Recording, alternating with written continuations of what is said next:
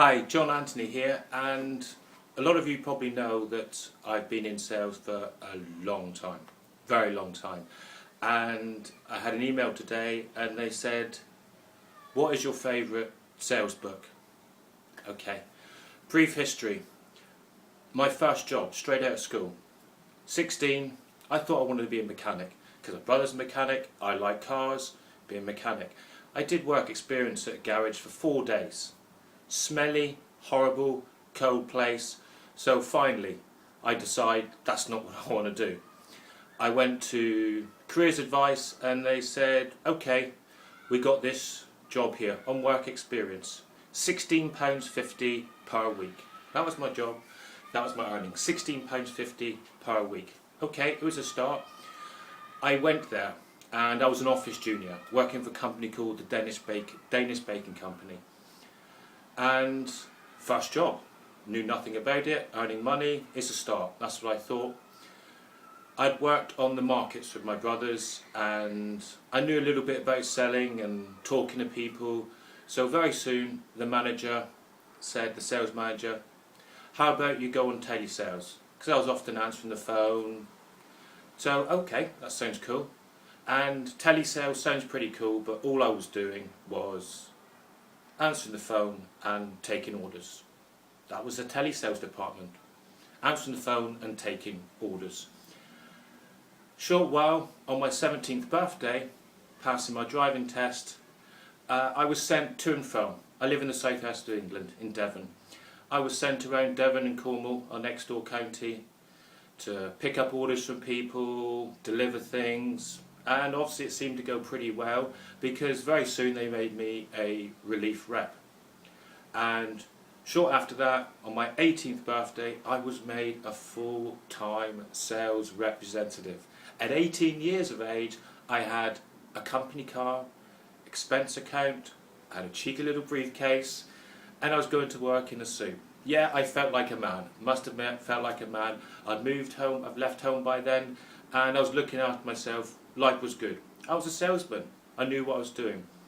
My first week's training was going out with the sales manager, and I suppose he took me under his wing. He showed me what's what and how to do things, but he was aggressive. It was painful. Every time you go in to see somebody, and we're in people's store, you know, that's their premises, their building, and he had no care for them, no care for their wishes, for what they were doing. He had a product.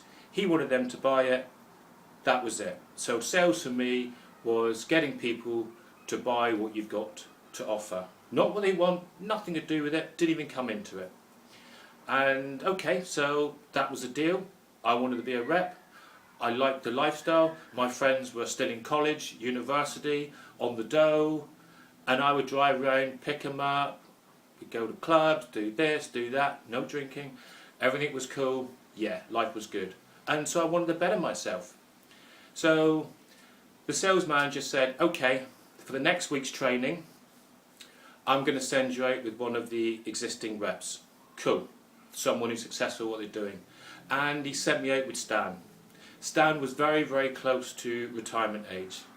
So older guy and Stan, lovely guy, really, really nice man. But his suit was scruffy.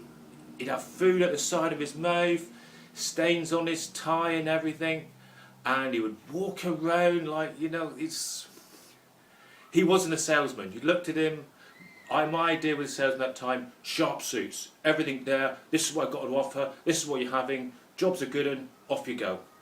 How many do you want? That was it. But Stan, what a sweet guy chatting to him.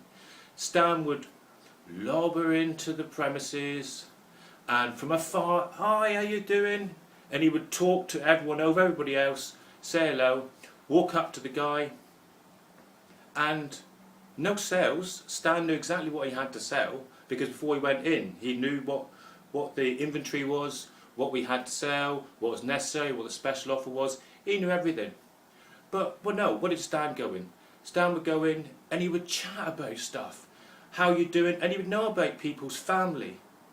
He would know about their sons, their daughters, where they're off to university, where they've been off to holiday. He would know about stuff. He would chat about things random, off the cuff things, way off centre, chat about everything. And of course I was taking all this in, and after a little while, and he would say to him, so how many do you want? From nowhere, totally left field, he would ask them how many things they wanted, what products, how many boxes, how many cases. And they would laugh, and they would say, Stan, what's this all about? What are you talking about? And he said, oh, okay, have I not mentioned it? Oh, I do apologise, I was so engrossed in what we're talking about. Okay, we got this new line, special offer, rinky-dink, flashing, everything beautiful, make you a lot of money. The people down the road, they loved it. I tell you what, they utterly loved it. They bought more cases than I actually had, so we had to get some more stuff in. Beautiful. So, how many do you want? And you'd say 5, 6? Stan, just give me a couple of cases and let's go on our way. Fine. He would come out with the order. On a regular basis, he would come out with the order. And all he did was talk to people about their life, their business, their future. He would talk to them about them. That was it. And afterwards, we sat in the car, he would go through his paperwork, write things up, like as every rep you know is full of paperwork. You write stuff up, and then he would go to the next one. So I'm starting to warm to Stan's style of what he was up to. Go to the next one, parked outside, and he said, this is Mr. So-and-so, he's divorced, or he's doing this, and this, and this, and this. Bosh. Out we go, off we go. Same, he lopes in, hi, how you doing? From afar, it doesn't matter if they're talking to somebody else or whatever, Stan would just steam in, and there. People loved him, people felt good around him, and he always come out with the order. So after my week's training with Stan, I had a decision. Do I sell like Stan and get the orders, or sell like the sales manager where everything was precise, perfect, but it was hard work. It was a battle. And you could tell that people didn't want to talk to this sales manager. They would avoid him. Classic rep. I don't know if you know about being in a store. You be in a store and you get sales rep turning up and they just loiter. And they just take up your time. They're in the way of the customers and you just want to get them out the door. So after time, people would say yes to him to get him out the door. Do I do it like that?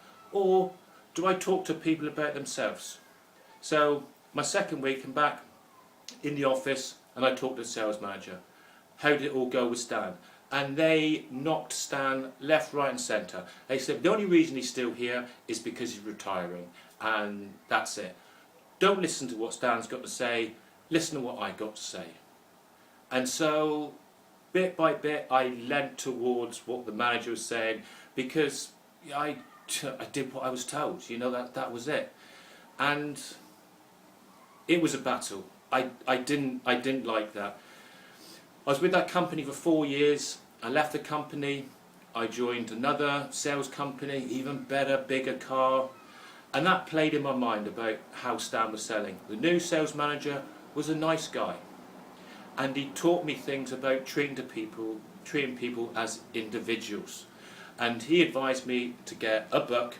So, long story, short answer, my favourite book on sales is The 1 Minute Salesperson. It's from the 1 Minute Sales Manager and Manager series. Basically treating people as an individual, not as a number. People hate to be sold. They hate it. However, they love to buy. So treating people as an individual. What do they want? What are their needs? How can you satisfy their needs? Yeah, there's certain tricks about enlisting the response of what their needs are, and then highlighting their needs and doing all these covert things and going for it. But basically, what do they want? What do they want? And if you haven't got what they want, get out the door. There's no point you being there. Just get out the door. So for me, sales is satisfying people's wants. And your job as a salesman is to identify that. And the only way you can identify what somebody wants is to speak with them. Not at them, not to them, speak with them. Find out what their reasons are, what their whys are. Why do they want something? Once you know that, then you have the power to show what you've got to offer and to see if it can satisfy, and if you've got common ground, happy days. So find out what people want. Once you do that, sales becomes easy. My name's John Anthony. Thank you for your time and take care. See you again soon. Bye.